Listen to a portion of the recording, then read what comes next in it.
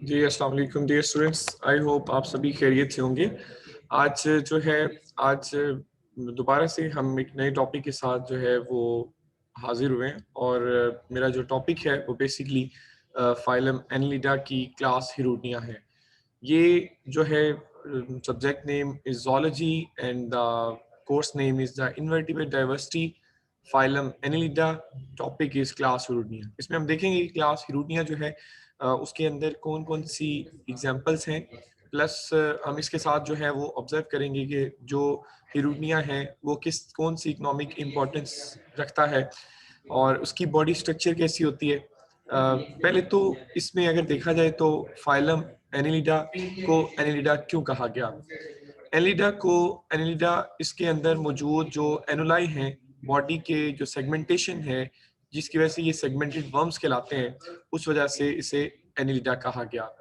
तो first of all आपके सामने ये क्लास हिरुनिया हैबिटेट के लिहाज से ये ज़्यादातर जो है लीचीज इस ग्रुप से बिलोंग करते हैं। लीचीज जो कि जोंक है, आपके सामने यहाँ पर देखिए ये एक लीच है और यहाँ पर ये शो हो रही है।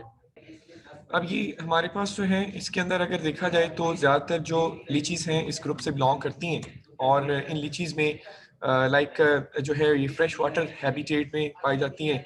कुछ ऐसी हैं जो मेरीन वाटर में हैं, कुछ जो है वो टेरेस्ट्रियल हैबिटेट रखती हैं। बायोडाइवर्सिटी लगभग 500 के करीब इसकी स्पीशीज़ हैं, जो 500 बायोडाइवर्सिटी है। इसको ये नाम क्यों दिया गया? Why this class is called as the Hirudinea? चूँकि इससे पहले जो क्लासेस हैं इसकी, उनको ये नाम दिया गया उनके सिटी की प्रेजेंस में। प्रेजेंस ऑफ सिटी, सिटी एक ऐसी स्ट्रक्चर होती है जो इनमें प्रेजेंट होती है अटैचमेंट विद द सबस्ट्रेट के लिए या लोकोमोशन के लिए। तो इनको ये नाम देने की वजह, इनके अंदर एक पिगमेंट है जिसे हिरुडिन बोलते हैं। हिरुडिन वो पिगमेंट है जो कि एंटीकोएगुलेंट का रोल प्ले करता है। जब भी अगर आप ये लीच देखें, ये अपने शक्कर की मदद से एक ह्यूमन की स्किन के साथ अटैच हुई है और जब ये पंक्चर करती है ह्यूमन की स्किन को, तो ह्यूमन की स्किन को पंक्चर करने के बाद वहां से ब्लड सक करती है। जो ब्लड ये सक करती है, उसी दौरान ब्लड क्लॉटिंग होने के चांसेस होते हैं। नेचुरल कोएगुलेंट प्रेजेंट होता है हमारी ब्लड के अंदर, हमारी बॉडी के अंदर। तो ये एंटी कोएगुलेंट खारिज करती है हिरुडिन, और वो जो है वो कोएगुलेशन होने से बचाती है। एग्जाम्पल लीचीज बॉडी स्ट्रक्चर में पैरापोडिया और हेड अपेंडेजेस जो है वो देखे जाए तो इनमें प्रेजेंट नहीं होते। पैरापोडिया एक मेन स्ट्रक्चर थी जो कि बॉडी की एक्सटेंशन थी, और आपने इससे पहले भी देखा कि ये एक ऐसी स्ट्रक्चर है जो प्रेजेंट थी इन सभी मेंबर्स के अंदर। लेकिन जैसे कि अर्थों में इससे पहले आपने क्लास ओलिगोचीटा पढ़ी, क्लास पोलीचीटा पढ़ी, उसके मेंबर्स के अंदर पैरापोडिया एक प्रोमिनेंट स्ट्रक्चर थी। लेकिन इनमें पैरापोडिया नहीं होते। सिटी जो है वो भी एब्सेंट है। तो क्योंकि सिटी की जगह इनके अंदर इनकी बॉडी में जो चीज प्रेजेंट है वो सक्कर्स प्रेजेंट है। तो सक्कर्स वो रोल प्ले करते हैं जो city attachment point of view से रोल प्ले करती है। लेकिन अगर इसमें सिटी प्रेजेंट है भी, जो कि चंद एक इसके जो है एनिमल्स में है, चंद एक स्पीशीज में है, तो उनमें इंटीरियर सेगमेंट में सिर्फ सिटी है, जबकि बाकी सभी क्लासेस के अंदर सिटी जो है वो पूरे हर बॉडी के हर सेगमेंट से अराइज हो रही थी। शेप इनकी डॉर्सोवेंट्रल फ्लैटेंड बॉडी होती है। आप देख लें इसमें ये सेगमेंट्स प्रेजेंट हैं, ये सेगमेंटेशन जो है वो आपको क्लियरली यहाँ पे नजर आ रही होगी। This one is the segmentation. Like आप इसको अगर देखें तो ये स्पॉटलाइट से मैं यहाँ पर इसको क्लियर करता चलूँ, बॉडी सेगमेंटेड है। These are called as the annuli, so that's why this example also belong to the phylum Annelida and the class name is Hirudnia. एनुलाई ये एक एमसी को आता है अक्सर पेपर में कि there are the fix number of annuli present in case of leech, और वो 34 सेगमेंट्स होते हैं। यानी बॉडी जितनी भी लीच हैं अडल्ट लीच के अंदर टोटल 34 बॉडी के सेगमेंट्स हैं, और इन सेगमेंट्स को एनुलाई बोलते हैं। सक्कर्स जो है इसके बॉडी में इंटीरियर भी प्रेजेंट है और पोस्टीरियरली भी प्रेजेंट है। दोनों साइड से अटैच हो सकती है सबस्ट्रेट के साथ, और शायद यही वजह है जिसकी वजह से ये लोकोमोशन भी करती है, क्योंकि suckers are also useful for the locomotion. Muscle की लेयर जो है, इनका मस्कुलेचर जो देखा जाए तो more complex than other annelids. एक लेयर होती है ओब्लिक मसल्स की, सर्कुलर और लॉन्गिट्यूडनल के दरमियान। यानी इनकी बॉडी में सर्कुलर मसल्स भी हैं, लॉन्गिट्यूडनल मसल्स भी हैं, उनके दरमियान में ओब्लिक मसल्स जो हैं वो प्रेजेंट होते हैं। These muscles are responsible for flattening of leech. यानी जब लीच फ्लैटनिंग होनी होती है तो तब ये मसल हेल्पफुल होते हैं। इसके बाद जो है नेक्स्ट वन जो है लोकोमोशन देख लें। ये एक लीच है आपके सामने। इस लीच के अंदर अगर आप देखें तो ये शक्कर है। इसके बाद दूसरे एंड पे भी ये शक्कर प्रेजेंट है।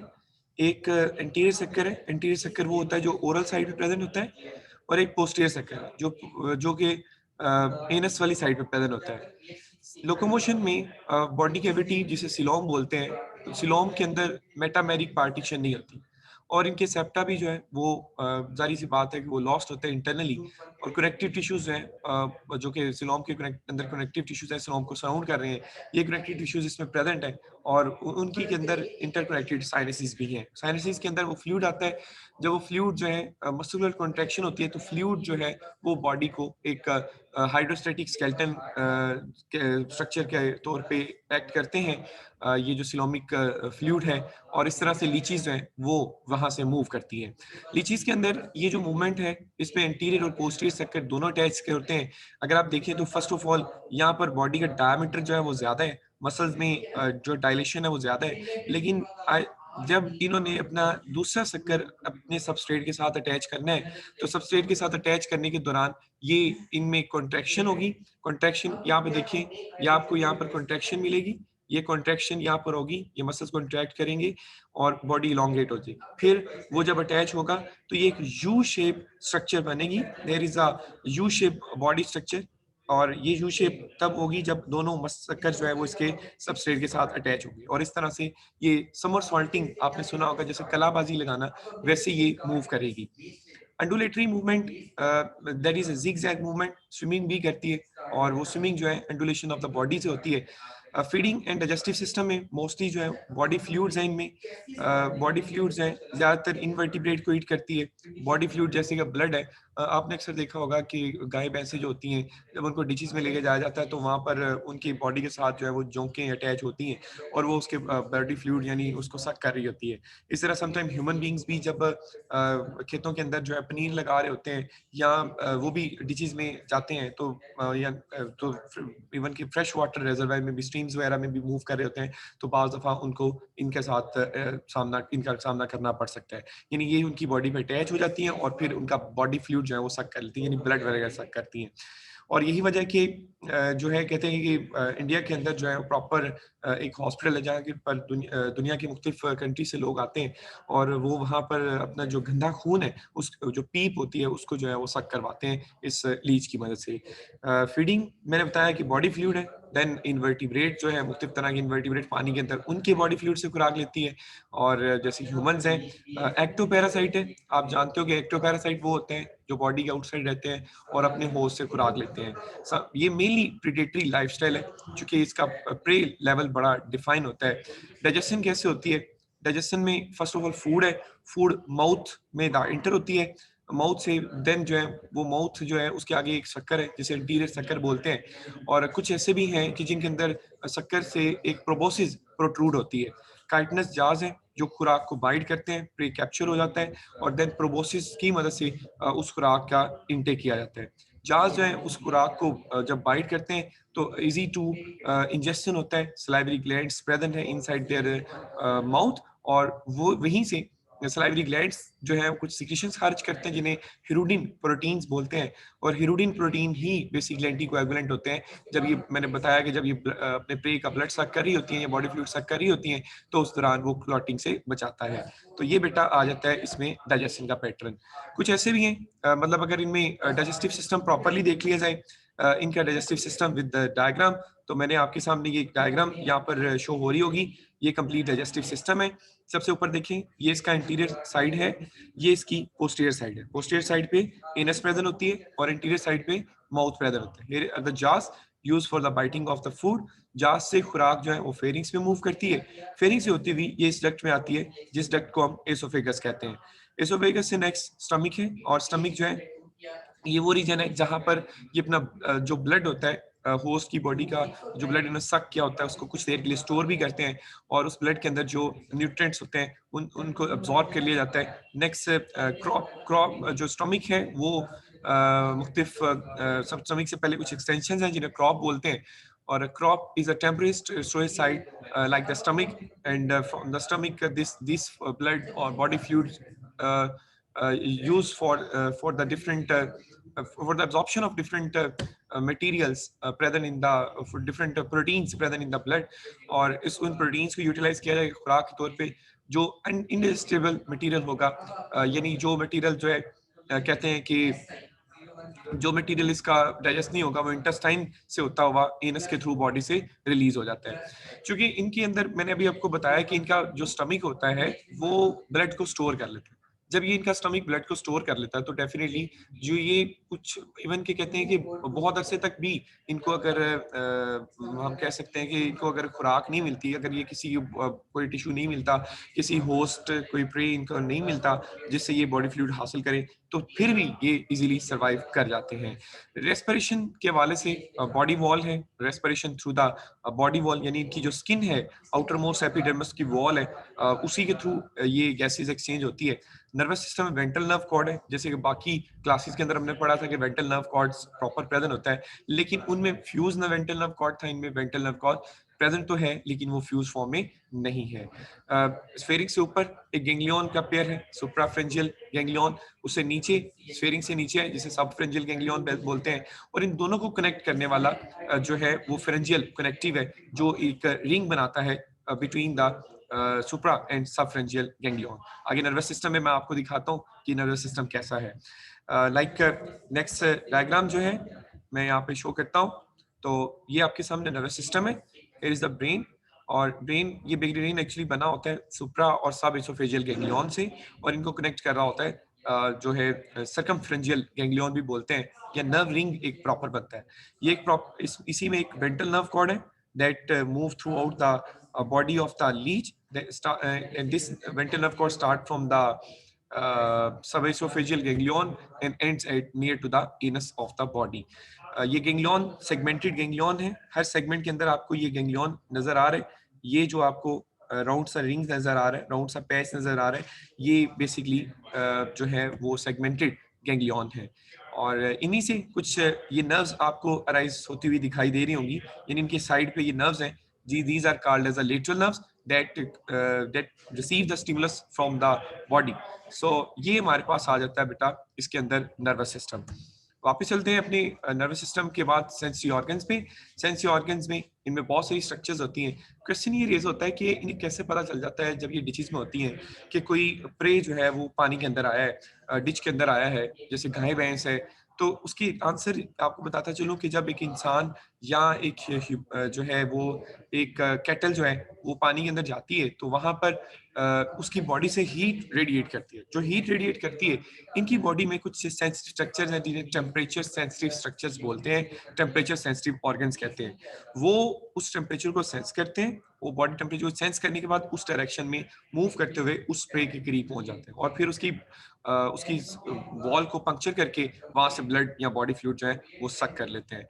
ये वो एक एडवांस कैरेक्टर है जो कि मतलब इनमें प्रेजेंट है, बिल्कुल ऐसी जैसे स्नेक्स के अंदर भी ये एक थर्मो रिसेप्टर प्रेजेंट होते हैं, वैसे इनकी बॉडी में टेम्परेचर सेंसिटिव स्ट्रक्चर्स हैं। पिगमेंट कप्स जो हैं, पिगमेंटेड कप्स हैं, ये कप्स कौन से हैं? ये एक्ट करते हैं एज अ फोटो रिसेप्टर। अमूमन जो लीच होती है वो पानी मतलब लाइट से अवे मूव करती है, that mean it shows the negative फोटोडेक्टिक।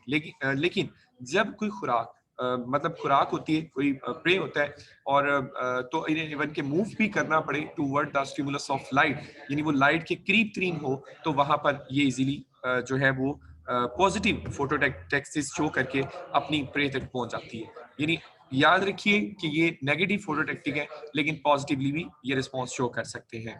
Sensory पेपिलाए sensory sales हैं बेसिकली, जो ब्रिसल्स इनकी बॉडी में प्रेजेंट होते हैं। इनकी पूरी बॉडी पे हेयर लाइक स्ट्रक्चर्स होती हैं अपेंडेजेस में, टर्मिनल ब्रिसल्स, और वो जो है वो जो सेगमेंट पे ब्रिसल्स हैं उनके ऊपर जो है ये बेसिकली सेंसरी सेल्स हैं, और वो सेंसरी सेल्स सेंसरी पेपिलाए कहलाते हैं, जो मुख्तलिफ तरह के पैगामात को रिसीव करते हैं।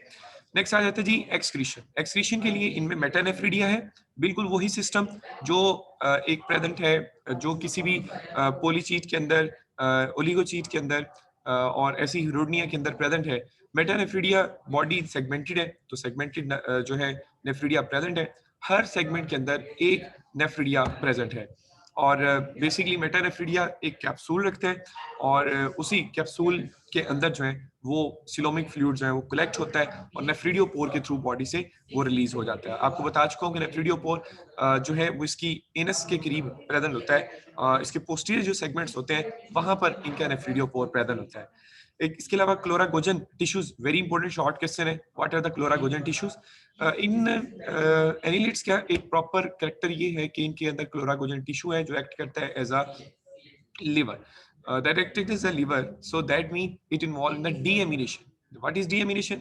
Deamination is the removal of amino group from the amino acid. That means कि amino acid की जो metabolism है उसमें ये क्लोरागोजन टिश्यू रोल प्ले कर रहे हैं और इवन के उसी जो ग्लूकोज है उसको कन्वर्ट करते हैं ये फैट्स में, ग्लाइकोजन में कन्वर्जन इन क्लोरागोजन टिश्यूज का काम होता है, बिल्कुल ऐसे जैसे लिवर कन्वर्जन करता है।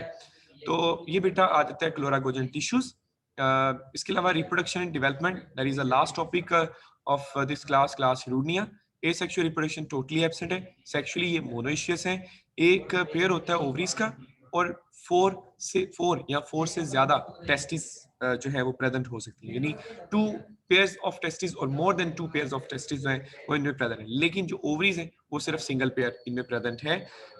इनमें कंडीशन ये है मोनोशियस है, तो इनमें ये होता ही है कि जैसे अर्थवर्म के अंदर हमने पढ़ा कि क्लाइटेलम स्ट्रक्चर बनती है, सेम इनके अंदर भी क्लाइटेलम स्ट्रक्चर बनती है।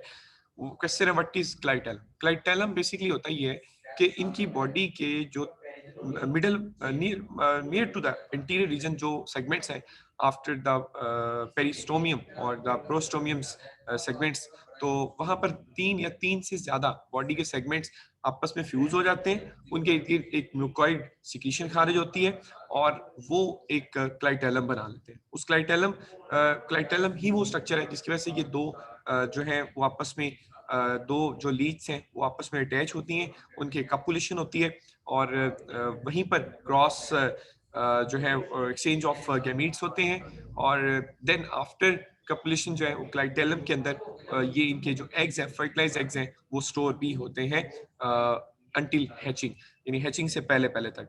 Clitellum is a composed of 3 body segments and only present in spring. यानी अमूमन कब बनते हैं? बहार के मौसम के अंदर इनमें बनते हैं, क्योंकि मौसम बहार जो है वो इनके लिए ब्रीडिंग टाइम पीरियड है। जैसे कि बाकी बहुत सारे एनिमल्स जैसे कि बर्ड्स हैं वो मौसम बहार में ब्रीडिंग करते हैं, तो सेम ऐसे ये भी ब्रीडिंग जो है मोस्टली इनकी स्प्रिंग सीजन में होती है, तभी क्लाइटेलम फॉर्मेशन होती है। मोस्टली स्पीशीज यूज पीनस, यानी इनमें ये होता है कि जो मेरी प्रोडक्टिव स्ट्रक्चर है वो इनमें प्रेजेंट वो पीनस की फॉर्म में है और पीनस के थ्रू जो है वो स्पर्म ट्रांसफर करता है। एक जो लीच होगी वो दूसरी लीच की बॉडी के अंदर यानी उसकी मतलब विजाइनल ओपनिंग जो है उसके उसके थ्रू जो है स्पर्म ट्रांसफर करेगी, या कुछ ऐसी भी हैं जो मतलब एक जो पीनाइल ट्यूब है वो दूसरे की जो स्किन है, टेगुमेंट है, बॉडी स्ट्रक्चर है उसके अंदर जो है वो स्पर्म ट्रांसफर करती है।